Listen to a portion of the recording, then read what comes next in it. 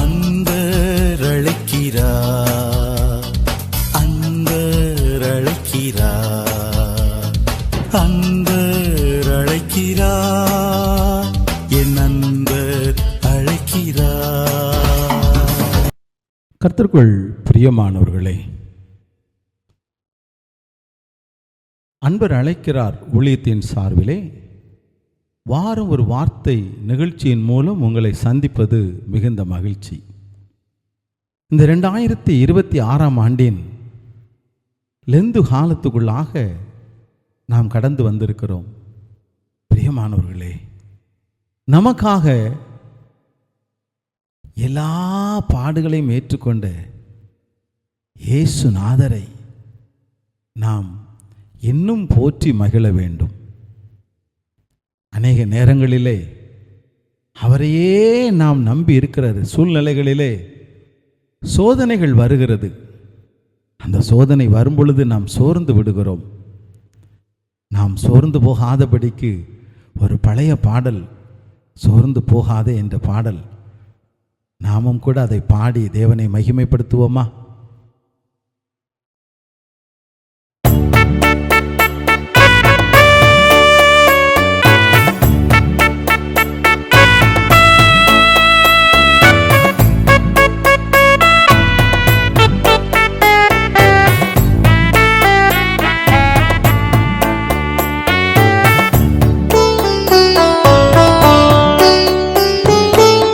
சோர்ந்து போகாதே மனமே, சோர்ந்து போகாதே,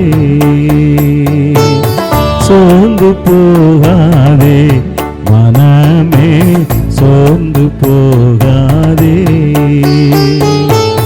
கண்டுனை அழைத்த தேவன் கைவிடுவாரோ?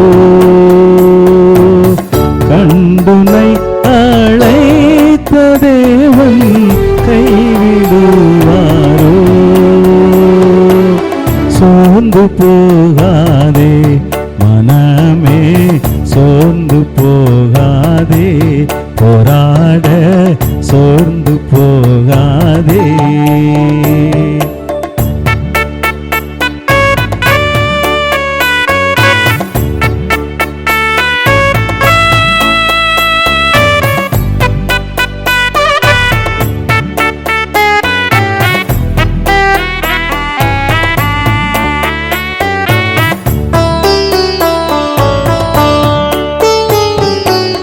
துன்பங்கள் தொல்லைகள் உன்னை சூழ்ந்து கொண்டாலும் அன்பர் உன்னை தேற்றும் நேரம் ஆனந்தமல்லோ? அன்பர் உன்னை தேற்றும் நேரம் ஆனந்தம் அல்லோ? சோர்ந்து போகாதே மனமே, சோர்ந்து போகாதே.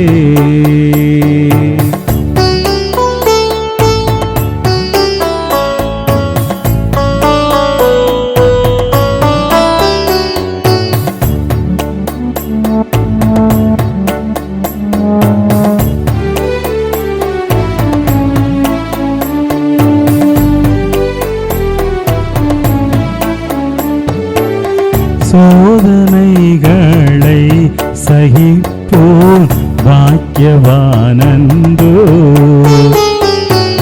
சோதனைகளை சகிப்போன் பாக்கியவானல்லோ? ஜீவ கிரீடம் சூடும் நேரம் என்ன பேரின்பம்! ஜீவ கிரீடம் சூடும் நேரம் என்ன பேரின்பம்! சோர்ந்து போகாதே மனமே, சோர்ந்து போகாதே,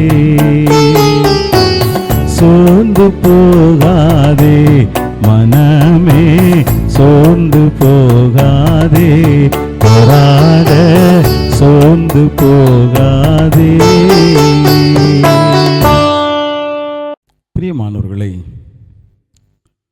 இந்த வாரத்துக்காக ஆண்டவர் கொடுத்த வேத பகுதி அப்போஸ்தலனாகிய பவுல் எபிரேயருக்கு எழுதின நிருபம் 2ஆம் அதிகாரம் 18ஆம் வசனம் உங்களுக்காக நான் வாசிக்கிறேன்.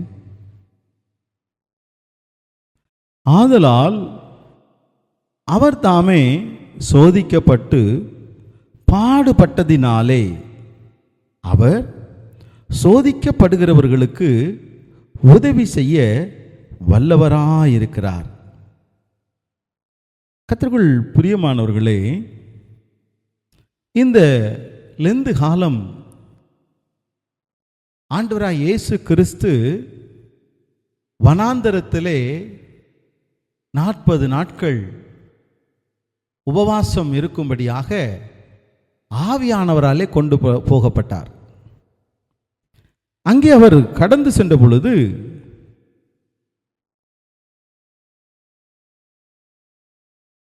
பிசாசானவன் அவரை சோதித்தான் என்று நாம் வேதத்திலே வாசிக்க முடியும். லூக்கா எழுதின சுவிசேஷம் 4ஆம் அதிகாரத்தை நாம் எடுத்துக்கொள்வோம் என்றால், அங்கே ஆண்டவராய் இயேசு கிறிஸ்துவினுடைய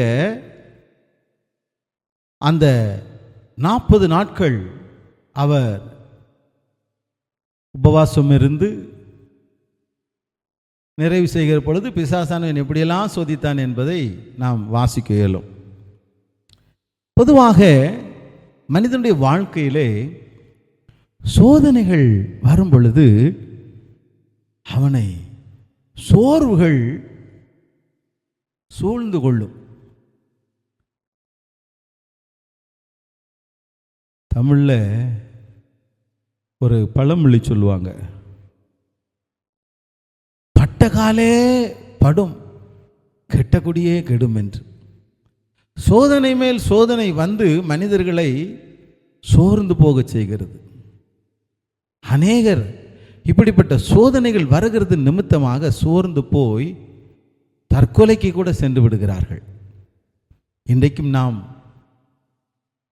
செய்திகளை வாசிக்கும் பொழுது, தொலைக்காட்சியிலே பார்க்கும் பொழுது அநேக செய்திகள் மனிதனுக்கு ஏற்படுகிற சோதனையை தாங்கிக் கொள்ள இயலாதவர்களாக. இந்த பதிவு செய்கிறதுக்கு ஒரு சில நாட்களுக்கு முன்பதாக கேரள மாநிலத்திலே ஒரு நபர் பேருந்திலே பயணம் செய்தார்.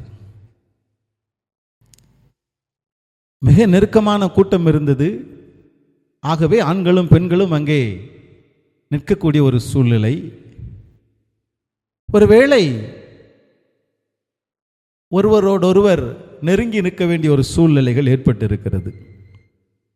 இதை ஒரு பெண்மணி தன்னுடைய வீடியோவிலே ஒளிப்பதிவு செய்தார்கள். செய்து அதை சமூக வலைத்தளங்களிலே பரவவிட்டார்கள். அவ்வளவுதான். கிட்டத்தட்ட 20 லட்சம் பேருக்கு மேலாக அந்த காணொளியை பார்த்து இந்த மனிதனை நோகச் செய்தார்கள். இப்படி ஒரு மனிதன் இருப்பானா என்று அந்த மனிதனை வேதனைப்படுத்தினார்கள். அவருக்கு ஒரு சோதனை வந்து விட்டது. அந்த மனிதன் இயற்கையாக மிகவும் நல்லவர். ஒரு சாதாரணமான ஒரு துணிக்கடையிலே அவர் ஒரு அதிகாரியாக வேலை பார்க்கிறவர். அன்றோ பரிதாபம், அந்த மனிதன் இந்த சோதனையை தாங்க முடியாதவனாக, வேதனை அடைந்தவனாக தற்கொலை செய்து கொண்டான். எத்தனை பரிதாபம் பாருங்கள். கர்த்தருக்குள் பிரியமான தேவ பிள்ளைகளை, அநேக நேரங்களிலே சோதனைகளை சகிக்க இயலாதவர்களாய் நாம் மாறி போகிறோம். நாம் சோதனையை தாங்கிக் கொள்ள வேண்டும். தாங்க பலன் தருகிறவராகத்தான் இயேசு கிறிஸ்து இந்த சோதனைகளை எல்லாம் சகித்தார், ஜெயத்தை கண்டார். பிசாசானவன் எவ்வளவோ வழிகளிலே அவரை சோதனை செய்து அவரை வேதனைக்குட்படுத்த பார்த்தான். ஆனால் எல்லாவற்றிலும் அவர் வேத வசனத்தின் மூலமாக ஜெயத்தை பெற்றார். அல்லேலூயா. இயேசு கிறிஸ்து வேத வசனத்தின் மூலமாகத்தான் ஜெயத்தை பெற்றார். பிரியமான தேவ பிள்ளைகளை, நாம் ஒரு காரியத்தை நன்றாக உணர்ந்து கொள்ள வேண்டும். ஆண்டவர் பாருங்கள், அவர் சோதிக்கப்பட்டதினாலே சோதிக்கப்படுகிறவர்களுக்கு உதவி செய்ய அவர் வல்லவராயிருக்கிறார். சோதனை யாரும் தவிர்க்க முடியாது. எல்லா மனிதர்களுக்கும் ஒவ்வொரு விதத்தில் சோதனைகள் வருகிறது. ஆனால் இந்த சோதனைகளை சகித்து ஜெயத்தை பெற்றுக்கொள்ள வேண்டும். ஒரு காரியத்தை நான் உங்களுக்கு உணர்த்துகிறேன். பாருங்கள், அப்போஸ்தலனாகிய பவுல் கொரிந்தியருக்கு எழுதின 1 நிருபத்திலே 10 அதிகாரம் 13 இப்படியாக சொல்லுகிறது, மனுஷருக்கு நேரிடுகிற சோதனையே அல்லாமல் வேற சோதனை உங்களுக்கு நேரிடவில்லை. தேவன் உண்மையுள்ளவராயிருக்கிறார். உங்கள் திராணிக்கு மேலாக நீங்கள் சோதிக்கப்படுகிறதற்கு அவர் இடங்கொடாமல் சோதனையை தாங்கத்தக்கதாக சோதனையோடு கூட அதற்கு தப்பித்துக் கொள்ளும்படியான போக்கையும் உண்டாக்குவார். ஹல்லேலூயா. நம்முடைய ஆண்டவர் எப்படிப்பட்டவர் பாருங்கள். சோதனையிலிருந்து அதிகமாக சோதிக்கப்படுகாதபடிக்கு காத்துக்கொள்வார். அது மாத்திரமல்ல, பாருங்கள், சோதனையை தாங்கத்தக்கதாக சோதனையோடு கூட அதற்கு தப்பித்துக் கொள்ளும்படியான போக்கையும் ஆண்டவர் நமக்காக உண்டாக்குவார். எத்தனை பெரிய பாக்கியம், எத்தனை பெரிய ஆசீர்வாதம். யோபுவின் புஸ்தகத்தை நாம் எடுத்துக்கொள்வோம் என்றால், அங்கே பாருங்கள், அவருக்கு மிக பயங்கரமான ஒரு சோதனை வந்தது. ஆஸ்தியை இழந்தார், அந்தஸ்தை இழந்தார், பிள்ளைகளை இழந்தார், சரீர சுகத்தையும் இழந்தார். எல்லாரும் அவரை நிந்தித்தார்கள். ஆனால் பாருங்கள், அவர் மாத்திரம் ஒரு விசுவாசம் உள்ளவராய் காணப்பட்டார். என்ன சொன்னார் பாருங்கள், யோபின் புஸ்தகம் 23 அதிகாரம் 10 இப்படியாய் சொல்லுகிறது. ஆண்டவர் பேரில் அவர் வைத்திருக்கிற விசுவாசம். ஆனாலும் நான் போகும் வழியை அவர் அறிவார். அவர் என்னை சோதித்த பின் நான் பொன்னாக விளங்குவேன் என்று. எவ்வளவு ஒரு பெரிய நம்பிக்கை பாருங்கள். அவர் என்னை சோதித்த பின் நான் பொன்னாக விளங்குவேன் என்று சொல்லுகிறார். கர்த்தருக்குள் பிரியமான தேவ பிள்ளைகளே, இன்றைக்கு எப்படிப்பட்ட சோதனையிலே நீங்கள் அகப்பட்டு சோர்ந்து போய் காணப்படுகிறீர்கள்? சோர்ந்து போகாதிருங்கள். நமக்கு ஆண்டவர் இருக்கிறார், இயேசு நம்ம கூட இருக்கிறார்.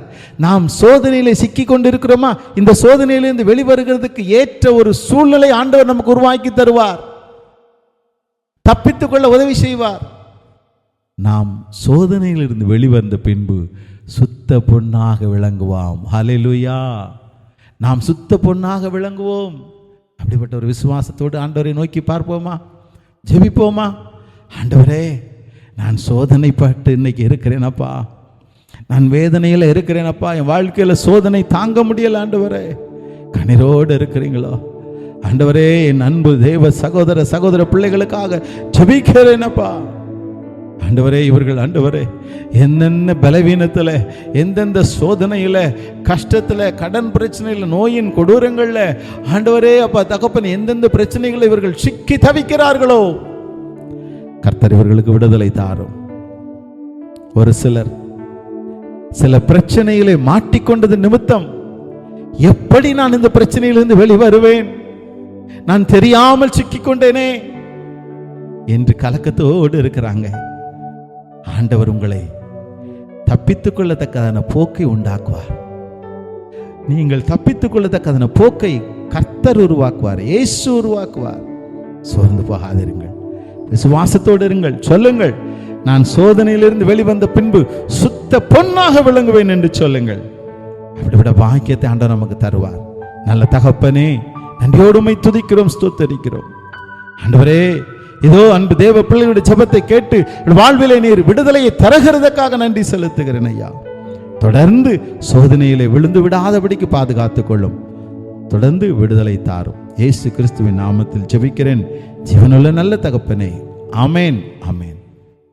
அன்புக்குரியவர்களே, சோர்ந்து போகாதிருங்கள். கர்த்தர் நமக்கு உதவியாக இருக்கிறார். ஆமேன்.